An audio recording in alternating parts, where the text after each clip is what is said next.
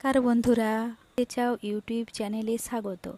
আজকে দেখাবো কিভাবে ঘরোয়া উপায়ে মাছের ঝোল রান্না হয়। প্রথমে মাছগুলোকে ধুয়ে নুন ও হলুদ মাখিয়ে জল ঝরে এলে মাছগুলোকে ভেজে নেব। মাছগুলো তুলে দিয়েই একটু নেড়ে নেব, তা না হলে মাছগুলো ভেঙে যাবে। মাছগুলো ভাজা হয়ে গেলে তুলে নেব।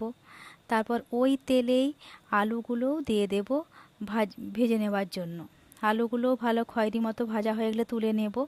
তারপর একটু তেল কমিয়ে রেখে পেঁয়াজ, কাঁচা লঙ্কা ও টমেটো তুলে দেব।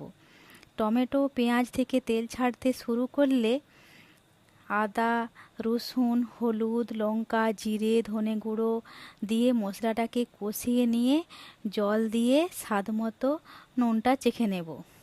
ভেজে রাখা মাছ ও আলু দিয়ে কিছুক্ষণ ফুটিয়ে নিলেই রেডি গরম গরম সুস্বাদু মাছের ঝোল।